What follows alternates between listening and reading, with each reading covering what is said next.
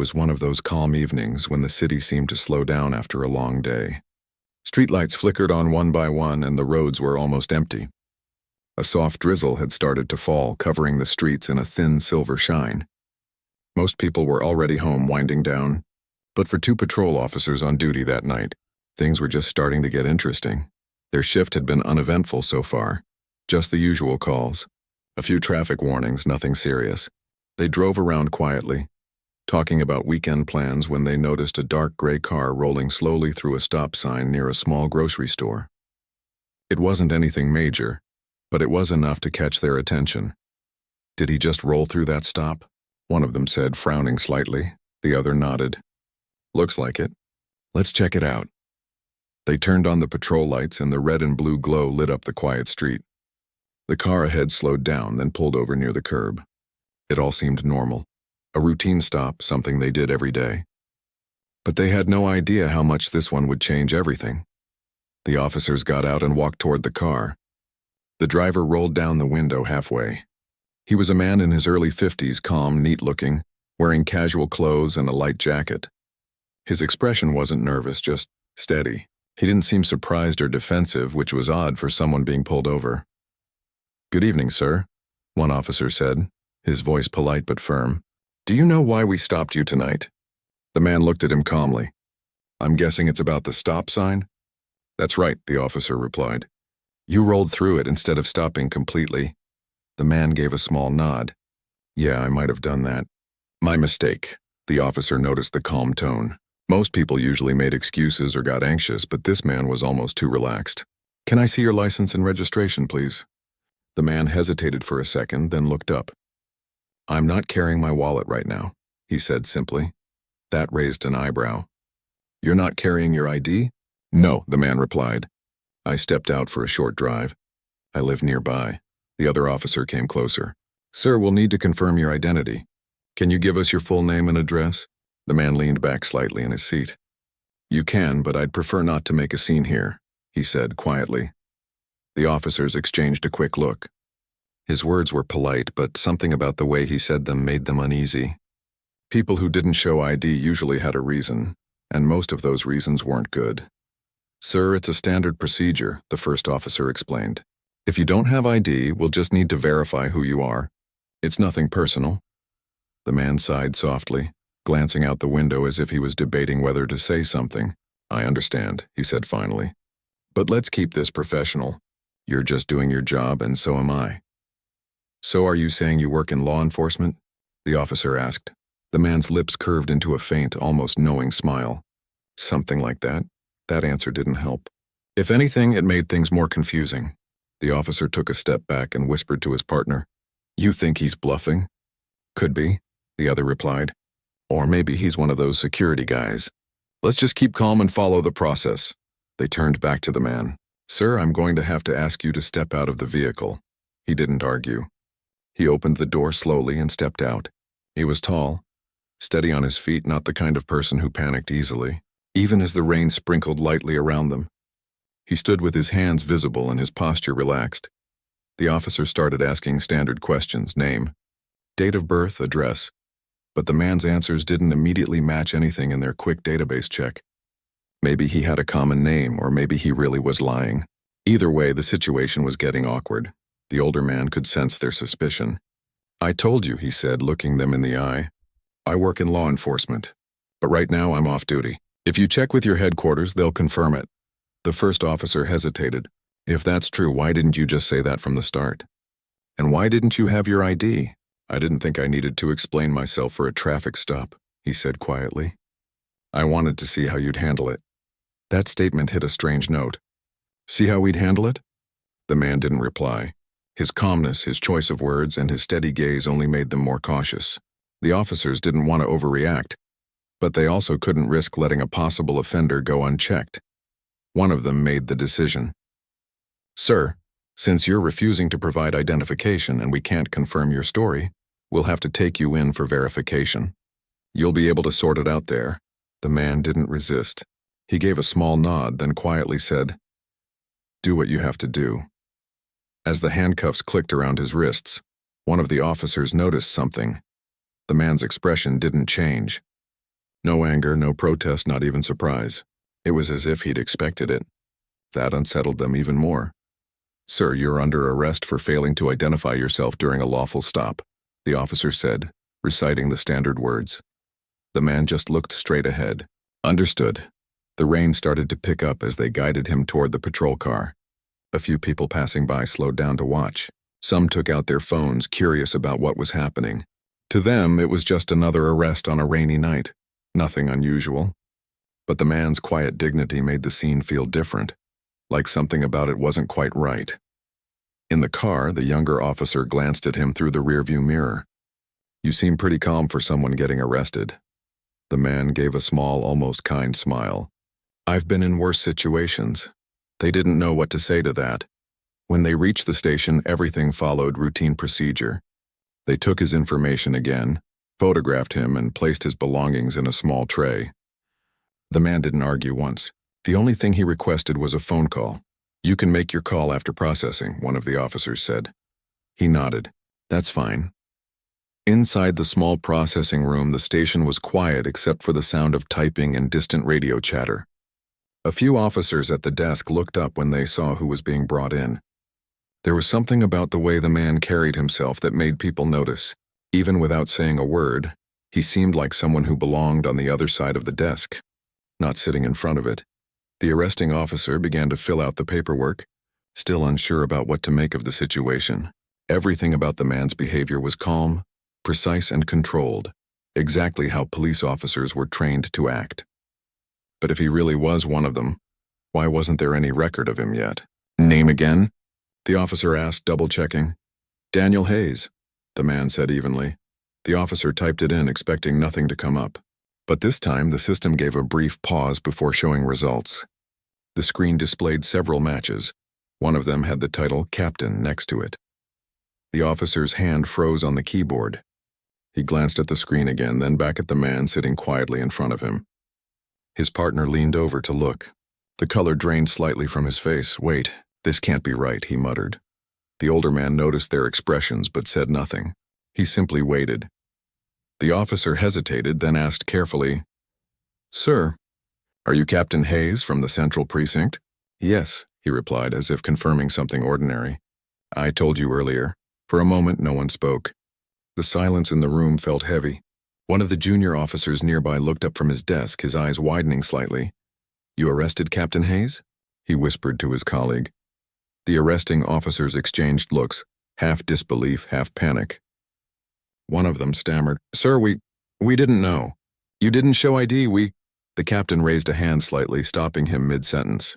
"It's all right. You were following procedure." The calmness in his voice didn't make them feel better. If anything, it made the situation more uncomfortable. The chief on duty was immediately informed, and soon the small station was buzzing with confusion. Everyone wanted to know how two officers had managed to arrest one of the highest-ranking members of their own department. But Captain Hayes didn't seem angry or defensive. He just sat quietly as the officers sorted through their paperwork, unsure how to even apologize. He looked tired but not upset, almost as if he had expected the night to go this way. When he was finally allowed his phone call, he didn't use it to demand anything. He simply called the precinct and asked to speak with the chief directly. His tone stayed calm, even friendly. "It's me," he said on the phone. "Yes, I'm fine. Just a small misunderstanding. I'll be back soon." The officers around him watched in awkward silence. The chief's voice on the other end was loud enough that even they could hear it through the phone, angry, confused, and demanding to know who had authorized the arrest. The captain didn't say much. He just said they were doing their job. "We'll talk tomorrow." Then he hung up and turned to the stunned officers. "You can remove the cuffs now." They hurried to do it, apologizing over and over. But he stopped them again. "No apologies," he said softly. "This is what procedure looks like when done right. You followed the book. Don't forget that." He stood up, rolled his wrists lightly, and looked around the room before walking toward the exit. "We'll talk in the morning," he added, almost to himself. And just like that, he left the station, calm, unbothered, and leaving behind a room full of embarrassed officers who couldn't stop thinking about what had just happened. None of them could have guessed that this arrest, the one they thought was just a routine mistake, would soon become a lesson they'd remember for the rest of their careers. The next morning at the Central Precinct was unlike any other. Usually the place buzzed with routine energy. Officers discussing cases, phones ringing, people moving quickly through the halls. But that day there was a strange, uneasy silence hanging in the air. Everyone had heard what happened the night before. The story had spread faster than anyone could imagine. 2 patrol officers had arrested an off-duty police captain. By the time Captain Hayes walked into the building, people were whispering in corners trying to piece together what really went down. Some said he had refused to identify himself on purpose. Others claimed the arresting officers were rude or careless. No one really knew the full truth, but everyone was talking. He entered quietly, dressed in the same casual jacket he had worn the previous night. His calm presence made people straighten up without him saying a word. The front desk officer, who usually greeted everyone cheerfully, froze for a second before managing a polite, "Good morning, sir." "Good morning," the captain said simply. With a small nod, he didn't seem angry or embarrassed. In fact, his expression was unreadable, steady, and thoughtful. He walked past the line of desks, his footsteps soft on the tiled floor, heading straight toward the chief's office. Along the way, a few officers tried to make eye contact, but most quickly looked away. Inside the chief's office, things were not as calm. The chief was pacing behind his desk, holding a copy of the arrest report. His face was red with frustration. "I can't believe this happened in my city," he muttered. When the captain entered, the chief stopped pacing. "Come in, close the door," he said. The captain did as told and sat down. For a moment, neither of them spoke. The chief finally sighed and rubbed his forehead. "Daniel," he began, his tone softer now, "what on earth were you thinking last night?" The captain leaned back slightly. "I went out for a drive, got pulled over, and I didn't identify myself right away." "I read the report," the chief said, tapping the papers on his desk. "You didn't just not identify yourself, you let them take you in. You let them handcuff you. You let them book you. Do you have any idea how this looks?" "Yes," the captain said calmly. "It looks exactly like what happens when officers follow protocol." The chief blinked. "You're saying this was intentional?" "Not at first," he replied. "But once I saw how they handled it, I decided to let it play out." The chief shook his head, still trying to make sense of it. "You do realize those officers were terrified this morning when they found out who you were, right? They thought they'd lose their badges." "They shouldn't," the captain said quietly. "They did what they were trained to do. They were respectful, careful, and they followed procedure. That's all I needed to see." The chief frowned, confused. "Needed to see? You were testing them?" "Not officially," the captain admitted. "But I've been hearing things lately. Stories about how some officers treat people during simple stops. Too much attitude, not enough patience. I wanted to see how real those reports were." The chief sighed again, sitting down. "So what's your conclusion?" "They did fine," the captain said. "They made a mistake, sure. They should have verified my name before taking me in. But their behavior was professional. They didn't insult me, they didn't use force, and they kept their cool. That matters." The chief leaned back in his chair, trying to hide a faint smile. "You really are something, you know that? Only you would turn your own arrest into a training lesson." The captain's eyes softened slightly. "It's not about me. It's about how we handle people. Even when they're wrong, even when they're difficult. Respect doesn't cost us anything." For a few moments, the room was silent again. The chief finally nodded. "All right. I'll make sure the arresting officers aren't punished. But I'll be honest, they're still shaken up. You might want to talk to them." "I plan to," the captain said, standing up. "They deserve to hear from me directly." As he walked out of the office, several pairs of eyes followed him. People who had spent years working under him knew that look on his face. It wasn't anger or disappointment, it was reflection. When Captain Hayes looked thoughtful like that, it usually meant something was about to change. Down the hall, the 2 officers who had arrested him the night before were sitting in a small break room. Neither of them had slept much. They were still trying to process the fact that they had handcuffed one of their own captains. One of them stared blankly at his coffee cup while the other kept fidgeting with his badge. "I can't believe we did that," one finally said. "We actually arrested him." "We didn't know," the other replied, his voice low. "He didn't tell us. We followed the book, yeah, but still. He's a captain. What if he thinks we were being disrespectful?" Before either could say more, the door opened. The captain stepped in quietly. Both men jumped to their feet immediately, their faces pale. "Sir Captain, sir, we just want to say—" One began nervously. The captain raised his hand gently. "Relax, sit down." They obeyed, sitting like two students caught by a teacher they admired. The captain pulled out a chair and sat across from them. His expression was calm, but his eyes were steady. "You two did your job," he said plainly. "I know it doesn't feel that way right now, but you did." The younger officer looked up hesitantly. "Sir, we didn't mean any disrespect. We didn't know who you were." "I know," the captain interrupted softly. "And that's the point. You treated me like any other person, and that's exactly what the badge requires. No special treatment, no assumptions. You followed the law." The room went quiet. The older officer exhaled slowly, clearly relieved. "We thought you'd be angry." "I'm not," the captain said. "If anything, I'm grateful. You reminded me what good policing still looks like." He leaned forward slightly, resting his arms on the table. "But I want you to remember something. Last night you saw how easy it is for a simple stop to turn into something bigger. The way you talk, the way you listen, it all matters. The people we deal with don't remember the badge number. They remember how we made them feel." The younger officer nodded slowly. "Yes, sir. I've been doing this for over 20 years, the captain continued. And in that time, I've seen good officers lose their way. Not because they stopped caring, but because they forgot the human side of this job. They got tired, frustrated, or hardened. And that's when mistakes happen." He paused, letting his words sink in. "You two did fine. But let this experience remind you, never assume who someone is. Always verify. Always stay calm. And most of all, never let pride take over." Both officers nodded earnestly. The tension in the room began to fade, replaced by quiet respect. After a few minutes, the captain stood up. "You'll be hearing from the chief later today.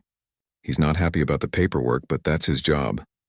That earned a nervous chuckle from one of them. "Yes, sir." The captain gave a small, almost fatherly smile. "Get back to work. You've had enough excitement for 1 week." As he left the room, the two officers sat in silence for a while. The younger one finally said, "You know, I think we just got lucky." The other shook his head. "No," he said quietly. "We just met a real leader." Later that day, the captain walked into the training hall where new recruits were gathered. He had asked for a few minutes to speak to them, not about the incident directly, but about what it meant. He stood at the front of the room, his voice calm and even. "I've learned something important this week," he began. "Sometimes life will test your patience when you least expect it. The real question is, how do you respond when no one's watching?" The room was completely silent. Every young recruit leaned forward, hanging on to every word. "The badge you wear doesn't make you better than anyone," he continued. "It just gives you responsibility. The moment you forget that, you lose the meaning of this uniform. Treat people with fairness even when they're difficult. Show respect even when it's not returned. That's what separates good officers from the rest." He looked around the room and then said quietly, "Last night, 2 of our own officers reminded me of that truth. They didn't know who I was, but they still followed the law. That's what integrity looks like." The recruits exchanged curious looks. They didn't know the full story, but they understood the weight behind his words. When the captain walked out, the chief stood by the door, arms crossed and smiling faintly. "You're turning this whole mess into a training lecture, huh?" The captain smiled back. "It's not a mess. It's a reminder," the chief nodded. "You really don't change, do you?" "Not when it comes to doing the right thing," the captain replied. As the day ended and the evening lights began to glow again, he sat alone in his office watching the rain hit the window just like the night before. He thought about the look on those young officers' faces when they realized their mistake. Fear, confusion, then relief. And he couldn't help but feel a quiet sense of pride. Sometimes the best lessons didn't come from lectures or reports. They came from moments of humility, from mistakes that revealed character. And deep down, he knew that what had happened was exactly what the department needed. A reminder that even in the badge and uniform, they were still human first. The following week, the department was still buzzing about what had happened. Everyone had their own version of the story. Some made it sound like a dramatic mistake, while others told it as if it were a powerful lesson. But no matter how the story was told, one thing was clear. Captain Hayes had changed the mood in the department. There was a new sense of quiet reflection. Officers who once joked too loudly during breaks now spoke in lower tones. Recruits started paying more attention during their ethics training. Even the most senior members seemed to carry themselves differently. Something about the captain's calm reaction to his arrest had made people think it wasn't just about embarrassment, it was about accountability. One afternoon, the captain was sitting in his office going through a pile of reports. The window was open, letting in the warm afternoon air and the sound of traffic from outside. His desk was cluttered with files, but his mind was somewhere else. He wasn't thinking about paperwork. He was thinking about how easily things could have gone wrong that night. He knew those two young officers had done their best, but what if they hadn't? What if their tempers had flared, or they'd made assumptions like some officers did in stressful moments? The whole situation could have ended badly. He leaned back in his chair and stared at the ceiling. The thought stayed with him, and after a few minutes he reached for the phone. "Send the 2 patrol officers who were involved in my situation the other night," he said to the duty sergeant. A few minutes later, there was a knock on the door. "Come in," he said. The 2 officers stepped inside, looking a little nervous but more relaxed than the last time they'd seen him. "Sit," he said, motioning toward the chairs in front of his desk. They sat down, their postures straight. "I wanted to talk to you again," the captain began. "Not about what happened that night, but about what comes next." The younger officer nodded quickly. "Yes, sir. We've been talking about it a lot. We even went over the procedures again just to make sure we didn't miss anything." "That's good," the captain said, "but I'm not here to check your work. I'm here to ask you something." He paused, watching their faces. "Tell me what went through your mind when I refused to show ID." The older officer hesitated before answering. "Honestly, sir, I thought you were trying to hide something. It's not common for people to stay that calm when they're pulled over. Usually they argue or panic. You were different." The captain nodded slowly. "And did that make you more suspicious?" "Yes, sir," the officer admitted. "It made me wonder what kind of person stays that composed under pressure." The captain smiled faintly. "That's fair. You were doing your job, but there's something important I want you to take from that moment. Sometimes calmness isn't guilt, it's experience. Not everyone you deal with will fit the picture you have in your mind. People react differently to authority. You have to read the situation, not just the behavior." The younger officer nodded thoughtfully. "I understand, sir. It's easy to forget that when you're out there trying to make quick decisions." "That's exactly why I wanted to talk to you," the captain said. "Because the hardest part of this job isn't the danger. It's learning to see people clearly, even when your instincts are telling you something else." For a while, they talked about the night of the arrest in detail. Not to blame anyone, but to learn from it. The captain listened carefully, asking what they felt at each step, what made them nervous, what they thought they did right. By the end of the conversation, it didn't feel like a lecture. It felt like mentorship. When they got up to leave, the captain said quietly, "You 2 made a mistake that night, but you handled it with respect. Don't ever lose that. It's what will make you good officers someday." They both nodded, grateful. After they left, the captain sat there for a while, thinking about the larger picture. The department had grown in numbers over the years, but somewhere along the way, the culture had started to drift. Younger officers were eager, but sometimes too quick to act. The older ones were tired, hardened by years of stress.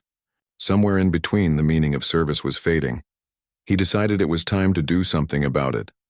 That evening, he went to the chief's office again. The chief looked up from his paperwork, surprised to see him. "You again," he said, half smiling. "Don't tell me you're about to start another experiment?" "Not exactly," the captain replied. "But I want to hold a session next week. A discussion, not a lecture. For the whole department." "About what?" "About how we treat people," the captain said simply. "And how we treat each other." The chief raised an eyebrow. "You think one session will fix that?" The captain smiled faintly. "It won't fix everything, but it might start something."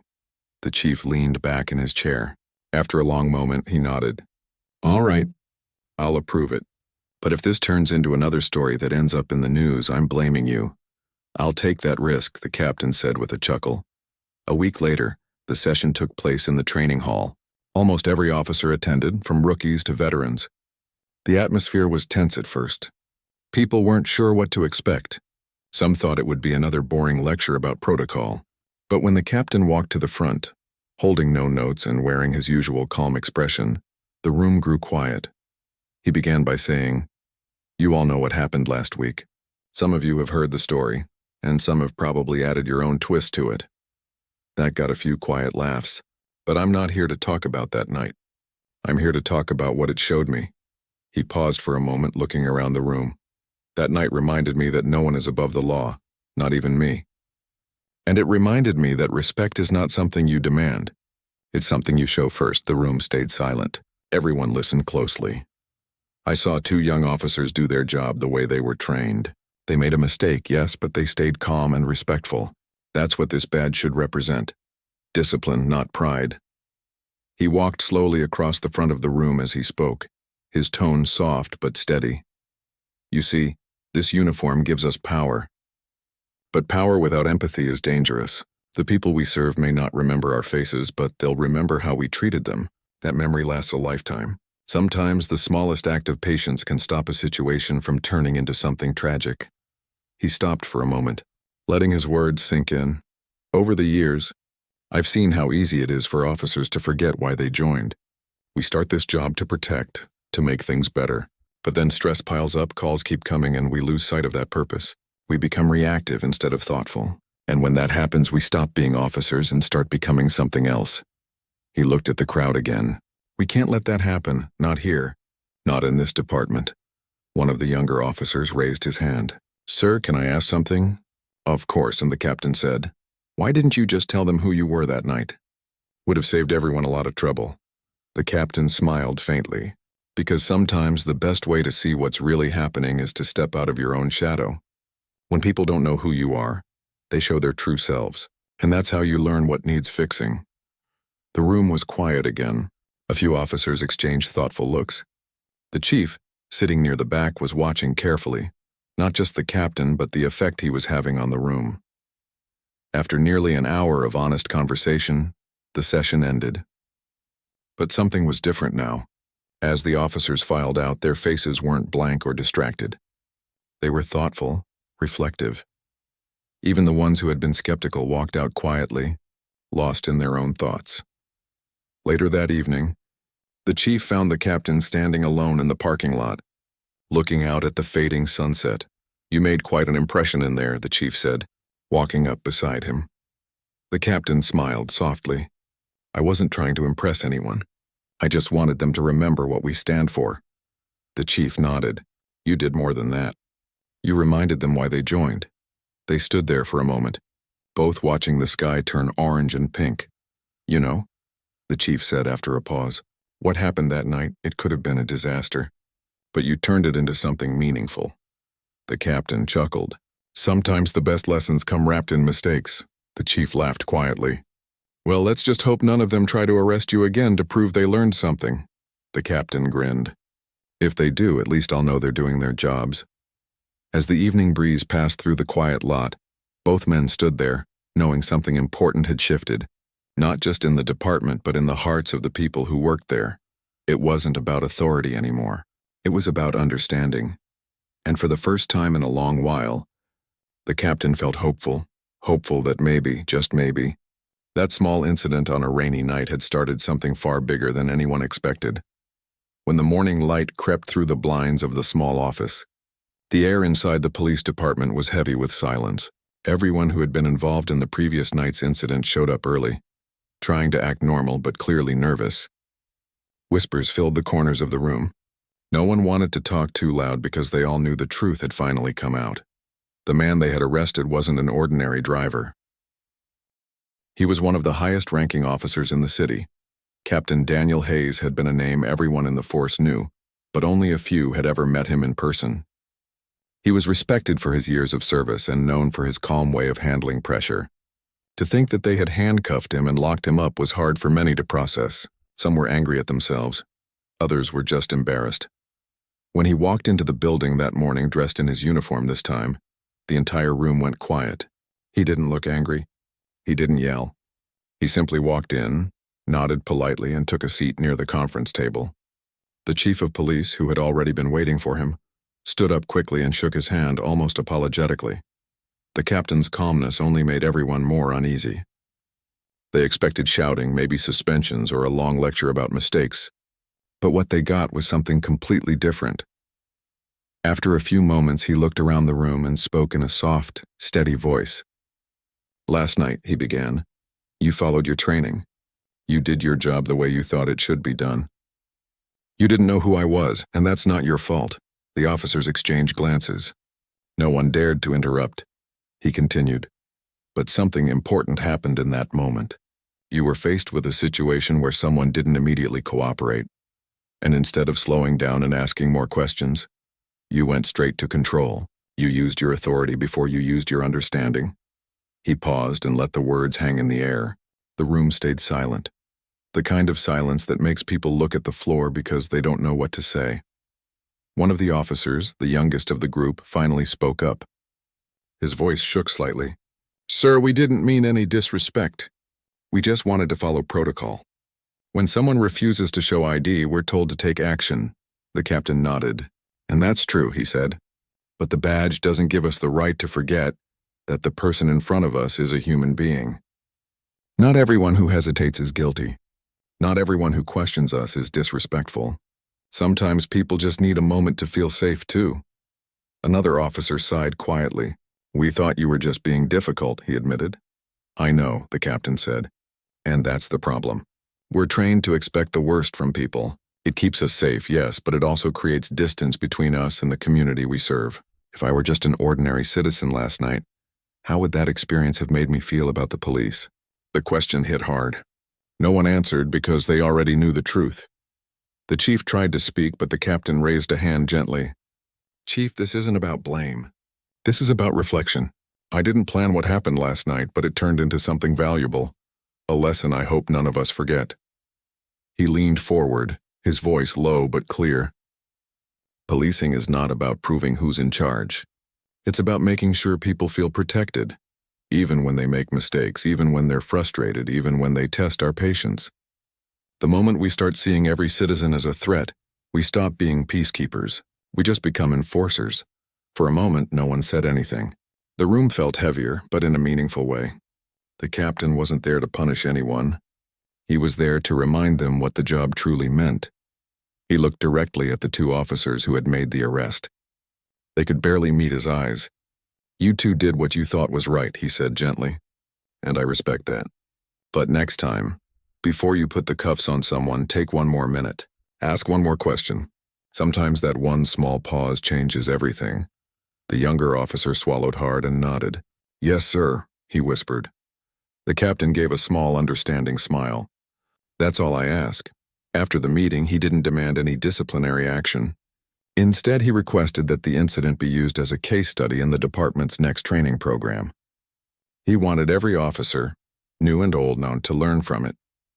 Over the next few weeks, he worked closely with the training team, helping rewrite parts of the conduct manual.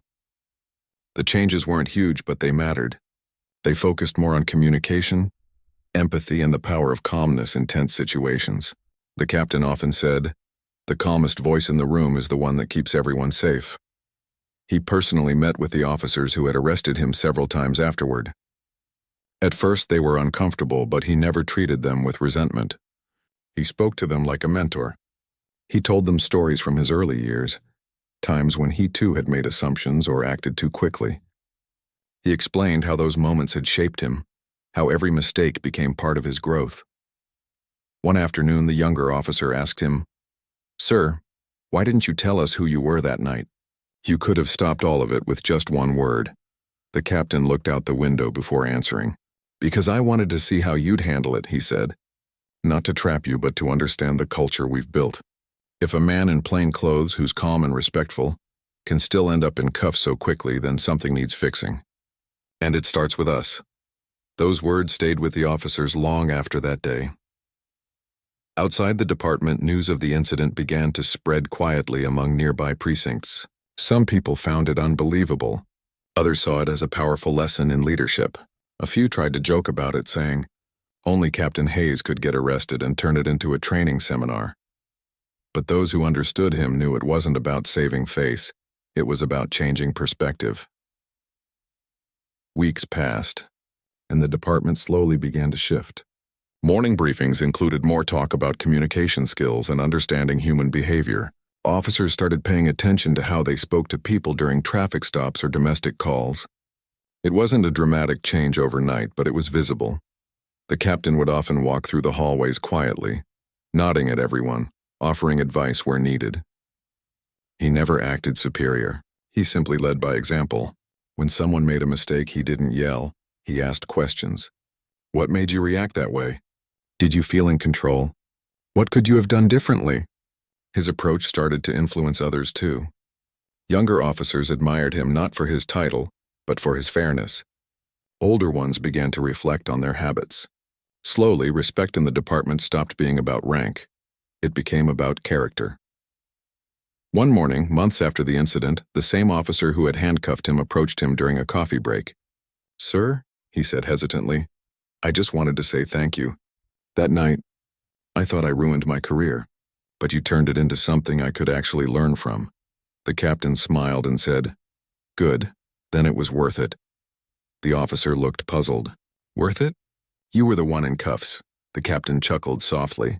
"Sometimes the best lessons don't come from comfort. They come from the moments that test who we really are." There was a pause. The officer nodded slowly, understanding what he meant. That day, as the captain left the building, he paused at the door and looked back. The same hallways that had been filled with tension weeks ago now felt lighter. He saw his officers talking, laughing, learning together. It wasn't perfect, but it was better. He walked out into the sunlight with a small smile, knowing that what started as a misunderstanding had become something meaningful. In a strange way, his arrest had given the department exactly what it needed: a wake-up call, a reminder that wearing the badge wasn't about power, but about purpose. Later that evening, as he sat at home with a cup of coffee, he thought about everything that had happened. He didn't hold any resentment. Instead, he felt a quiet pride. The lesson had been learned, not through fear, but through humility. He whispered to himself, maybe that's what real leadership looks like, turning mistakes into lessons and moments of tension into growth. And with that, he smiled faintly, knowing the next generation of officers would carry that lesson forward. The night he was arrested was one he'd never forget, not because of the embarrassment, but because of the change it sparked. Weeks had passed since the incident, and life at the precinct was beginning to return to its usual rhythm. The hum of computers, the chatter of officers, and the clatter of keys on desks filled the air, but the atmosphere felt subtly different. There was an unspoken sense of reflection in the way people carried themselves. The arrest of Captain Daniel Hayes had become more than just a story. It had become a turning point. The two officers who had been involved were still quiet in the hallways, but no longer with the tension that had weighed on them for days. Instead, they moved with cautious confidence, aware of their mistake but proud of the way they had handled themselves afterward. They had met with the captain several times since the incident, and each conversation had strengthened their respect for him. He had never shamed them or punished them. He had guided them, listened to their fears, and shared wisdom earned through years of experience. The captain had also taken steps to ensure that the lessons from that night reached the entire department. Training sessions now included real-life scenarios that emphasized patience, empathy, and understanding. Officers were encouraged to communicate with people calmly, to consider the human side of every interaction, and to remember that their authority was a responsibility, not a weapon. One afternoon, the captain walked through the hallways, greeting officers by name and stopping occasionally to offer advice or a quiet word of encouragement. A few of the younger officers who had been in the department for only a few months approached him nervously. "Sir," one of them said hesitantly, "we just wanted to say thank you for the training sessions. They really make a difference, and I didn't realize how much I was rushing through situations without thinking." The captain smiled gently. "That's good to hear. Awareness is the first step. Keep practicing it and it will become a habit. Every time you pause and think before acting, you're making the community safer and yourself a better officer." Another officer spoke up. "Sir, I was worried when we first heard what happened with you, but seeing how you handled it has changed the way I think about my job. I want to make sure I do things the right way." "That's all I can ask," the captain replied. "It's not about never making mistakes. It's about learning from them, reflecting on them, and using those lessons to grow." By now, the story of the captain's arrest had spread throughout the precinct. and even officers from neighboring areas were curious about how he had handled it.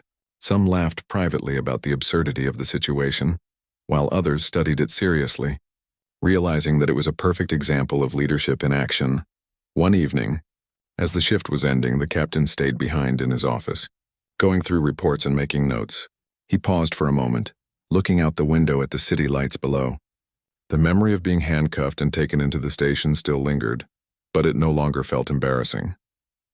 Instead, it felt like a pivotal moment, a reminder that even in uncomfortable situations, there is an opportunity to teach, to guide, and to lead. The phone on his desk rang, and he answered. It was the chief. "Daniel," the chief said, his voice calm but firm. "I've been hearing great feedback about the changes you've made. The department seems more focused, more reflective. The younger officers are asking questions, and the veterans are taking notice. You've turned one mistake into something meaningful." The captain leaned back in his chair. "It wasn't just me," he said. "It was everyone involved. That night it could have gone very differently. But the officers handled it the right way. They stayed professional, and that allowed us to turn it into a lesson." The chief paused, then said, "I have to admit I was worried when I first heard what happened. But now I see the value. You've reminded all of us what this job is about." The captain smiled. "Sometimes the best lessons come from the unexpected." After the call, he took a moment to reflect. He thought about the officers who had arrested him, about the training sessions, and about the subtle changes he was seeing in the department. He realized that leadership was not about being in charge, but about guiding others through example and experience. It was about humility, patience, and empathy. The next day, he held a department-wide meeting. Officers of all ranks gathered in the training hall, some curious, some anxious. The captain stepped to the front and looked at them all. "Last month, something unusual happened," he began. "I was involved in an incident that could have been seen as a failure or a mistake. But I chose to treat it as an opportunity to learn. And that's what I want to talk about today, how we learn from our experiences, even when they are uncomfortable." He went on to share the story, not as a tale of embarrassment, but as a story of growth and reflection. He spoke about the importance of patience, of communication, and of seeing the person in front of you as a human being, not just a case or a suspect. He spoke about humility and how even the most experienced officers must be willing to reflect and improve. As he spoke, the room was silent. The officers listened, not just with their ears but with their hearts. They could see themselves in the story, imagine themselves in similar situations, and understand the lessons on a personal level. By the end of the meeting, the mood had shifted. Officers who had been skeptical or resistant were now thoughtful, inspired to do better. They left the room talking quietly among themselves, sharing insights, and considering how they could apply the lessons to their own work. Over the following weeks, the effects of that meeting became more evident. During traffic stops, officers took extra time to communicate clearly, explain procedures, and listen carefully. In patrol cars, conversations between partners included reminders to be patient and respectful. Even small, simple acts, like greeting someone with a smile or asking if they were okay before issuing a citation, began to take hold as new habits. The captain continued his work, quietly observing these changes and offering guidance when needed. He never boasted about what had happened or used it to gain respect. Instead, he let his actions speak. His calm presence, his thoughtful leadership, and his dedication to teaching through example began to shape the culture of the entire department. One afternoon, the younger officer who had been directly involved in the arrest approached him. "Sir," he said nervously, "I just wanted to tell you, I've been thinking a lot about that night. I realize now that what I thought was a mistake could actually be one of the most important lessons of my career." "Thank you." The captain nodded, a small smile on his face. "Good, that's exactly the way to see it. Mistakes are not failures, they are opportunities to learn. Remember that and you'll do well." The officer left, feeling lighter, more confident, and more motivated to do his job with care and understanding. Months later, the captain walked through the precinct during a routine inspection. He noticed the way officers treated each other, the way they spoke to citizens, and the small but significant changes in behavior. He realized that the arrest, which had once seemed like a personal embarrassment, had actually sparked a transformation. It wasn't dramatic, and it didn't happen overnight.